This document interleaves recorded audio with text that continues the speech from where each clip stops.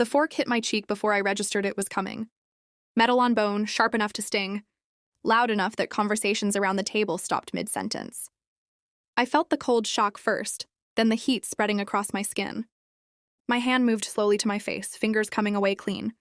No blood, just impact. My nephew, Tyler, stood at the other end of the mahogany table, his arms still extended from the throw. His expression caught somewhere between defiance and uncertainty. He was 12, old enough to know better, young enough to believe he wouldn't face consequences. My sister Lauren glanced at him, then at me, her mouth twitching into something that wasn't quite a smile, but wasn't quite concern either. She reached for her wine glass, swirling the red liquid as if the moment required thought. "Tyler," she said finally, her voice carrying that practiced patience wealthy mothers use in public. "We don't throw things at the help. Not at people. At the help." The room held its breath. My mother's fork paused halfway to her mouth. My father shifted in his chair, eyes dropping to his plate. No one corrected her. No one said my name. I set my napkin on the table, the linen folding with a softness that felt almost deliberate, and met my sister's eyes. She looked back at me with the same expression she'd worn our entire lives. Polite dismissal wrapped in a thin veneer of concern. "You okay?" she asked. The question directed at me but performed for everyone else. I nodded once. My cheek still throbbed. Tyler sat back down, reaching for his phone. Lauren turned to the woman beside her and picked up a conversation about summer homes as if nothing had happened. The table slowly came back to life. Forks clinking, voices rising, the moment absorbed into the evening like water into stone. I stayed in my seat, hands folded in my lap, and let the noise wash over me. This was my sister's anniversary party. 20 years of marriage, she'd said, deserved something elegant. The dining room was lit by chandeliers. I'd chosen myself 3 years ago when I bought the estate. The wine they were drinking came from a cellar I'd stocked. The plates, the glassware, the tablecloths, all of it carried a weight Lauren didn't know existed.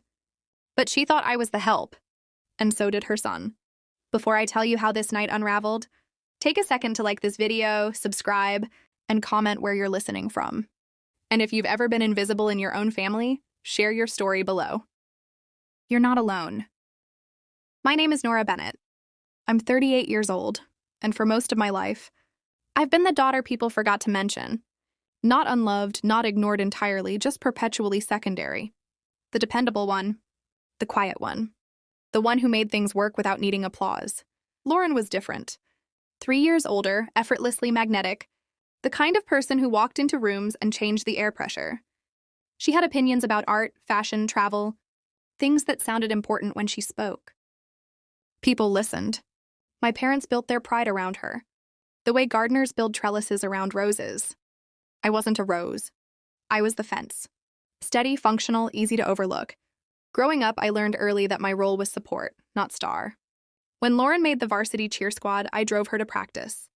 When she needed money for spring break, I lent her my savings from babysitting. When she forgot to return it, I didn't ask. That was just how things worked. My parents never said I mattered less. They didn't have to. It was in the way my mother's voice brightened when Lauren called.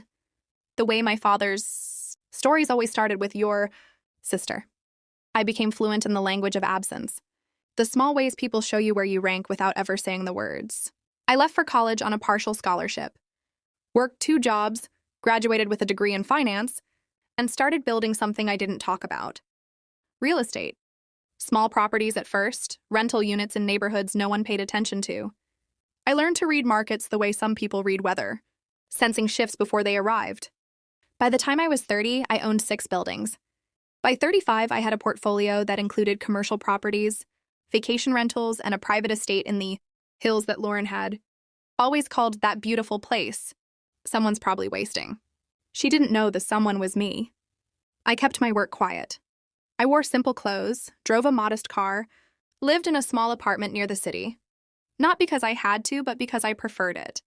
Wealth, I'd learned, didn't need to announce itself. It could sit quietly in offshore accounts and property deeds, patient and unbothered. Lauren, meanwhile, built her life loudly. She married Brendan, a finance guy with a firm handshake and a taste for the expensive. They bought a house they couldn't quite afford, sent Tyler to a private school with tuition that stretched them thin, threw parties that looked effortless but cost more than most people earned in a month. When things got tight, they called. Not directly, never directly. My mother would mention over coffee that Lauren was stressed.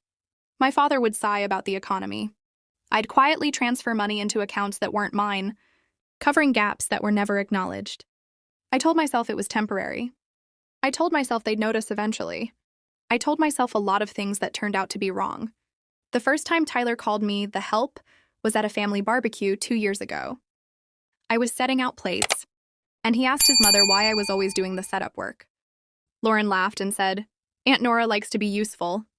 Useful, not family, useful. I didn't correct her. I set out the plates and went home early. Tonight's party was supposed to be different. Lauren had invited extended family, friends, people who mattered in her carefully curated social world. She'd chosen this estate for the celebration, renting it through a management company she didn't realize I owned. She'd walked through these rooms weeks ago, gushing about the design, the light, the way it felt like old money without being stuffy. I stood in the corner during the tour, silent, while she imagined herself belonging here. Now, sitting at this table with my cheek still stinging, I reached into my purse. My phone was buzzing softly, a message I'd been waiting for all evening. I glanced at the screen. Transfer complete. Documents ready. Standing by. I looked up. Lauren was laughing at something Brendan said, her hand resting on his arm, her face glowing in the chandelier light. Tyler scrolled through his phone, bored, entitled, completely unaware that the world he took for granted was about to shift in ways he couldn't imagine. I slid my phone back into my purse and stood. No announcement, no dramatic movement, just the quiet scrape of my chair against hardwood. A few heads turned, then looked away. I was always leaving early, always slipping out before dessert. No one questioned it anymore. Bathroom, I murmured to no one in particular. I walked through the dining room, past the servers I'd hired through my management company, down the hall lined with art I'd chosen myself. My footsteps were soft on the runner, barely audible beneath the distant hum of conversation and clinking glassware. In my grandfather's study, though, Lauren thought it was just a pretty room the estate offered for private calls. I closed the door and leaned against the desk. The room still smelled faintly of leather and old books, the same scent I remembered from childhood visits before he passed. He'd left me everything, not because Lauren didn't deserve it, but because he'd watched the same patterns I had. He knew who would build and who would spend. "They'll never see you coming," he'd told me once, his hand covering mine. "And that's your advantage." I pulled out my phone and opened the folder I'd been compiling for months. Screenshots, bank records, property documents, school tuition receipts with my account number quietly listed as the payer. I scrolled through the evidence of a decade of invisible support. The private school Tyler attended? I'd covered 70% of his tuition for 6 years through an anonymous scholarship fund the school administered. When Brendan's firm nearly collapsed 4 years ago, I'd been the silent investor who kept them afloat. The down payment on their house, the one Lauren loved to photograph for social media, that came from a family loan my parents had given them. Money I'd quietly transferred into my parents' account first. I wasn't the help. I was the foundation their entire life was built on, and they'd thrown a fork at me. My phone buzzed. "Marcus, my estate manager, everything's in place. Security updated. New access codes active. Want me to come in?" I typed back, "Not yet. Let me handle the first part." I sat in my grandfather's chair, my chair, and let the anger I'd been swallowing for years rise to the surface. Not hot, not explosive, just cold and clear. The kind of anger that makes decisions easy. For 10 years, I'd told myself I was helping family. That blood meant something, that eventually they'd see me, really see me, and the invisibility would end. But tonight, watching my sister laugh, while her son wiped his hands on a napkin after throwing silverware at my face, I understood something I should have known years ago. They didn't want to see me. They wanted to use me. I opened my email and began typing. The first message went to Tyler's school. As the primary scholarship donor, I was withdrawing funding effective immediately. The second went to my accountant, terminating the monthly transfers that had been quietly covering Lauren and Brendan's mortgage gap. The third went to my lawyer, revoking the loan guarantees I'd signed when Brendan's firm needed backing. I hesitated over the fourth email, the one to the property management company. This estate, the one Lauren thought she'd discovered, the one she'd chosen for its elegance and history, had been in my family for 3 generations. I'd renovated it, furnished it, made it into something worth celebrating in, and she'd rented it to throw a party where her son learned I was beneath him. I hit send. By morning, every automatic payment tied to my accounts and routed toward DAM. Lauren's life would stop. No warnings, no explanations, just silence where money used to flow. I stood, smoothed my dress, and checked my reflection in the antique mirror by the door. My cheek had a faint red mark where the fork had hit. It would fade by tomorrow. Some things did. I walked back toward the dining room, but stopped in the hallway when I heard my name. Don't know why she even comes to these things. Lauren's voice. Pitched low, but not low enough. She just sits there looking uncomfortable. Honestly, it's awkward for everyone. She's your sister, my mother said. But her tone was gentle, accommodating. The same tone she used when she didn't want to cause conflict. I know, Mom, I just think, look at her life. She's almost 40, single, works some boring office job. Tyler asked me last week why Aunt Nora doesn't have a real house. What am I supposed to say? Lauren.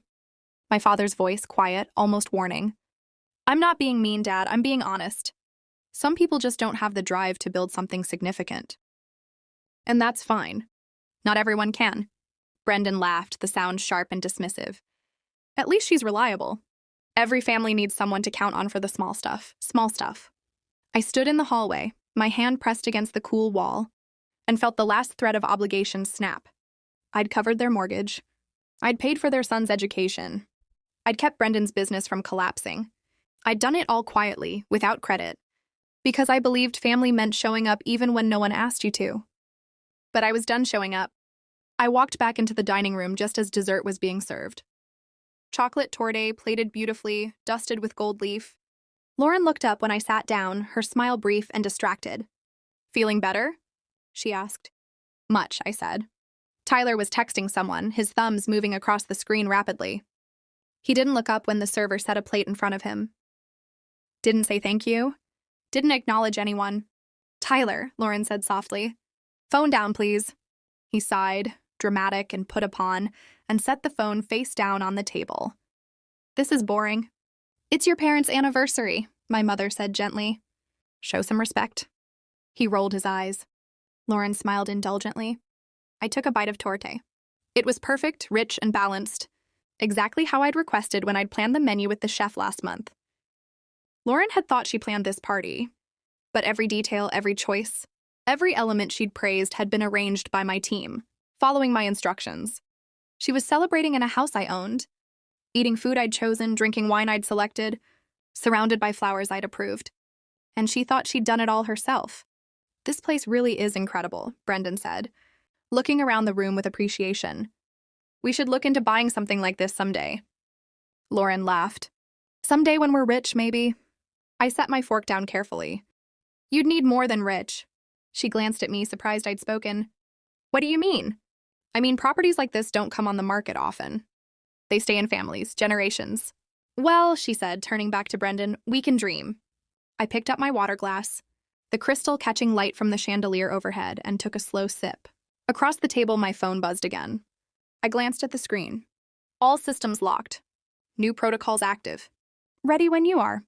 I looked up and met my sister's eyes. She was smiling, relaxed, completely unaware that the life she'd built was about to collapse. Lauren, I said quietly. She turned to me, eyebrows raised in polite attention. There's something I need to tell you. The table went quiet. My mother's hand paused over her dessert. My father looked at me with an expression I couldn't quite read. Tyler glanced up from his plate, bored but mildly curious. I reached into my purse and pulled out a single business card, placing it face up on the table between us. Lauren leaned forward, squinting at the embossed text, Bennett Properties and Estate Management. Nora Bennett, principal owner. Her eyes scanned the card once, then again, like she was reading a language she didn't quite understand. What is this? My company, I said simply. Brendan picked up the card, his brow furrowing. You own a property management company? I own several things, I said. Properties mostly. Commercial buildings, residential units, vacation rentals, and estates. Lauren's smile flickered, uncertain now. I didn't know you were in real estate. You never asked. The words landed quietly, but I saw her flinch. My mother set down her fork, her face creasing with concern. My father leaned back in his chair, watching me with an intensity I wasn't used to. This estate, actually, I continued, my voice steady, calm. The one you're celebrating in tonight. It's mine. Silence dropped over the table like a curtain. What? Lauren's laugh came out sharp, disbelieving. No, we rented this through Bennett Estate Management, I finished. My company. I've owned this property for 3 years. Renovated it myself. Every chandelier, every piece of furniture, every painting on these walls. I chose them. Brendan's face had gone pale. That's not possible. We dealt with a management company, a whole team. Who work for me, I said. I don't typically handle rentals personally, but when my sister called looking for a venue, my team flagged it. I approved the booking myself. Lauren stared at me like I'd begun speaking another language. You're saying you own this house? Yes. But you live in that tiny apartment downtown. You drive a 10-year-old Camry, I said. I know, I prefer it. Tyler looked between his mother and me, confusion breaking through his boredom. Wait, Aunt Nora is rich? I didn't answer him. I kept my eyes on Lauren. She was shaking her head slowly, trying to piece together a puzzle that didn't fit the picture she'd built. Why wouldn't you tell us? Because I wanted to see how you'd treat me when you thought I had nothing you needed. The words hung in the air, sharp and clear. My mother's hand went to her mouth. My father closed his eyes briefly. Nora, Lauren said, her voice dropping to something softer. Almost pleading, that's not fair. Isn't it? I pulled out my phone, opening the folder I'd prepared. Let me show you something. I turned the screen toward her. Bank statements, transaction records, dates, and amounts highlighted in yellow. Her eyes tracked across the numbers, and I watched understanding dawn slowly, then all at once. This is Tyler's tuition, I said, scrolling down. 6 years of payments. 70% covered by an anonymous scholarship. That was me. I swiped to the next document. This is the investment that saved Brendan's firm 4 years ago. The silent partner who kept you afloat when 3 of your major clients pulled out. Also me. Another swipe. This is the down payment your parents gave you for your house. Except they didn't have that kind of cash sitting around. I transferred it to them first, and they passed it to you. Lauren's face had lost all color. Brendan reached for his wine glass with a hand that trembled slightly.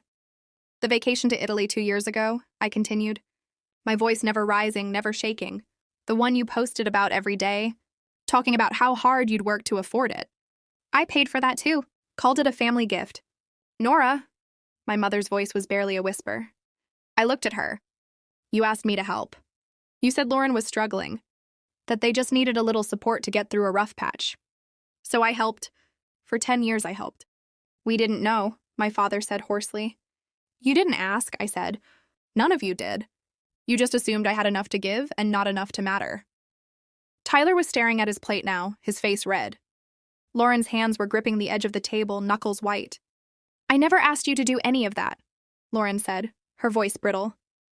If you chose to help, that's not on me. You're right, I said. I chose to help. And tonight I'm choosing to stop. I pulled up my email, turning the screen so she could see the sent messages. Her eyes widened as she scanned the subject lines. Scholarship withdrawal notice. Termination of monthly transfers. Loan guarantee revocation. What did you do? She whispered. I removed my support, I said simply. Effective immediately. The scholarship fund that covers Tyler's tuition? Gone. The monthly payments that have been covering your mortgage gap for 3 years? Stopped. The loan guarantees that keep Brendan's firm credible with banks? Revoked. Brendan shot to his feet. You can't do that. We have contracts, obligations that you can't meet without my money, I finished. I know, you'll figure it out. You're resourceful people. Self-made even. Lauren's breath came in short, shallow gasps. This is because of a stupid fork? Because Tyler made a mistake? No, I said, my voice finally hardening. This is because your son threw something at me and you called me the help. This is because I've spent 10 years being invisible in my own family while funding the life you brag about. This is because tonight, I stood in the hallway and heard, you tell our parents that I don't have the drive to build anything significant? Her mouth opened, but no sound came out. I stood, pushing my chair back slowly. I've built more than you know, Lauren. I just didn't need you to see it. But now you do. And now you'll see what your life looks like without it. Please, she said, and for the first time, I heard genuine fear in her voice. Nora, please. We can fix this. I'll talk to Tyler. We'll do better. I'm sure you will, I said. Just not with my money. I picked up my purse and turned toward the door. Behind me, I heard my mother start to cry, my father's low voice trying to soothe her. Tyler's chair scraped back. "This is insane," he shouted. "You're crazy!" I stopped, turned back slowly. "No, Tyler, I'm done." "There's a difference." Marcus appeared in the doorway, his timing perfect as always. He nodded to me, then addressed the table with professional courtesy. "I'm sorry to interrupt, but I need to inform you that this event is concluding. The estate will need to be vacated within the hour." Lauren stood abruptly. "We paid for this space until midnight." "The booking has been canceled," Marcus said calmly. "Full refund has been processed. Transportation has been arranged for your guests. You can't do this," Brendan said, his voice rising. "We have a contract." Marcus pulled out a tablet showing him the screen. The contract was with Bennett Estate Management. Ms. Bennett, as owner, has exercised her right to terminate. All terms are outlined here. I watched my sister's face crumble, watched the reality settle over her like ash. Around the table, relatives and friends were beginning to murmur. Phones coming out, the social disaster unfolding in real time. "Nora," my father said, standing, his voice heavy. "Can we talk about this privately?" "No," I said. "We're done talking. I'll be changing my number. If you need to reach me, you can go through my lawyer." I handed him a second business card. He took it with shaking hands. I walked toward the door, Marcus falling into step beside me. Behind me, I heard Lauren's voice, desperate and breaking. "You're really going to destroy your own family over this?" I paused at the threshold, not turning back. "I'm not destroying anything, Lauren. I'm just stopping the construction. You'll have to build your own foundation now." I stepped into the hallway, and Marcus closed the door softly behind us. The sounds from the dining room faded, muffled voices, a chair scraping, someone crying. I kept walking, my heels clicking against the hardwood floor I'd restored myself. Past the paintings I'd hung, through the foyer where light from the original crystal fixtures pooled on floors. I'd refinished by hand. Outside, the night air was cool and clean. My car was waiting where I'd parked it hours ago, the same modest Camry that had made Tyler smirk when I'd arrived. Marcus walked me to the driver's side door. "They're going to fight this," he said quietly. "Let them." I unlocked the car. Everything's documented. Every transfer, every payment, every anonymous gift. My lawyer has copies of everything. The school's going to call them Monday morning about the tuition. I know. The mortgage payment will bounce next week. I know that too. He studied my face in the dim light from the house. "You okay?" I thought about it. The red mark on my cheek had faded to nothing. My hands were steady. My breath came easy and calm. "Yeah," I said. "I really am." "Good." He stepped back. "I'll handle the rest of the evening. Security will make sure everyone's out within the hour." "Thank you, Marcus." I slid into the driver's seat and sat for a moment, looking up at the house through the windshield. Lights glowed in every window. People moved behind the glass like shadows in a play. Somewhere inside, my sister was probably trying to explain, to justify, to salvage something from the wreckage. I started the engine and drove away. The apartment I returned to was small, just like Lauren had said. One bedroom, basic furniture, nothing that screamed wealth or success. But it was mine, paid for in cash, with no mortgage and no one's expectations attached to it. I made tea in my simple kitchen, changed into comfortable clothes, and sat by the window overlooking the city. My phone buzzed steadily for the next hour. My mother, my father, Brendan, numbers I didn't recognize. I let them all go to voicemail. Around 11, a text came through from my father. "Please call. Your mother is devastated. We need to talk about this as a family." I typed back, "We haven't talked as a family in 10 years. We've performed as one. I'm done performing." I blocked the number. Another text, this time from Lauren. A long one. Paragraphs of explanation and justification and barely concealed anger. How I'd blindsided them. How I should have communicated better. How Tyler was just a child and didn't understand. How I was tearing apart the family over my own insecurities. I read it twice, then deleted it without responding. The last message came just after midnight. A short one from my mother. "I'm sorry we made you feel invisible. I don't know how to fix this." I stared at those words for a long time. The apology I'd wanted for years, finally here, and I felt nothing but tired acceptance. Sorry didn't undo a decade. It didn't erase the fork hitting my face or the laughter that followed. It didn't rebuild trust that had never really existed. I turned off my phone and went to bed. In the morning, I woke to silence. No buzzing phone, no emergency calls, no crisis that needed my money to solve. Just sunlight through cheap curtains and the distant sound of traffic below. I made coffee, opened my laptop, and checked my accounts. Everything was exactly as it should be. Secure, separate, mine. Over the next 2 weeks, I watched from a distance as Lauren's carefully constructed life began to crack. The school called about Tyler's tuition. I heard about it from a mutual friend who couldn't believe sweet. Nora had pulled funding. Brendan's firm started fielding questions from their bank about the revoked guarantees. Their mortgage lender sent a late payment notice. My mother tried to help them, I learned later. She and my father liquidated some savings, covered 1 month's mortgage, tried to plug the holes, but the gaps were too big and their resources too small. They couldn't replace what I'd been quietly providing. Lauren called me 17 times in those 2 weeks. I didn't answer.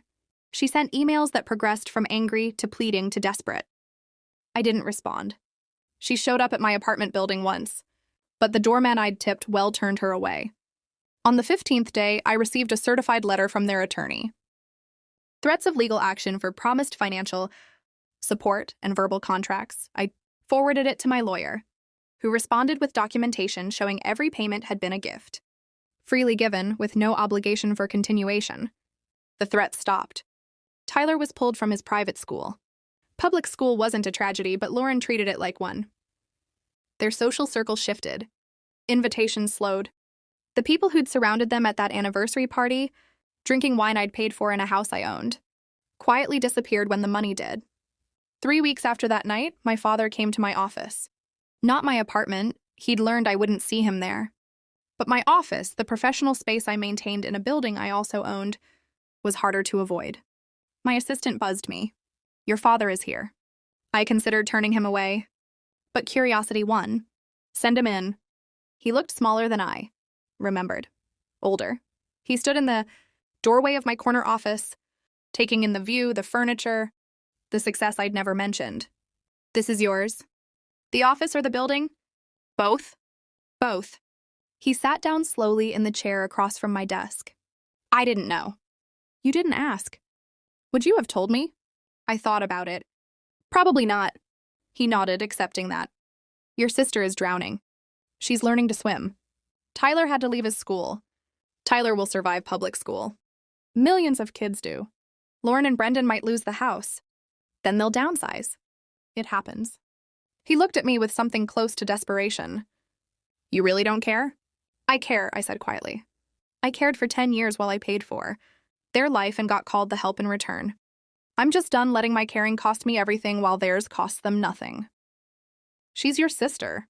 She threw a fork at my face and laughed. He flinched. "Tyler threw it. And she called me the help. And you said nothing. Mom said nothing. You all sat there and let it happen because that's what you've always done. Let things happen to me while protecting her." His eyes filled, but he didn't cry. "What do you want from us?" "Nothing," I said. "That's the point. I don't want anything from you anymore. I don't need your approval or your attention or your acknowledgement. I just need you to leave me alone." "For how long?" "I don't know. Maybe forever. Maybe until you understand that love isn't supposed to be conditional on how useful someone is." He stood slowly. At the door, he paused. "Your grandfather would be proud of you." "I know," I said. "He told me he would be." After he left, I sat at my desk for a long time, looking out over the city. My city, the one I'd built a life in without anyone noticing. The one where I owned property and managed businesses and made decisions that affected hundreds of people. The one where I'd been invisible to my family while being essential to everyone else. 6 months later, I hosted a small dinner party at the estate. Not for family, for the people who'd seen me all along, Marcus and his wife, my attorney Rachel, my accountant David, a few friends I'd made through work who knew me as Nora the businesswoman, not Nora the family afterthought.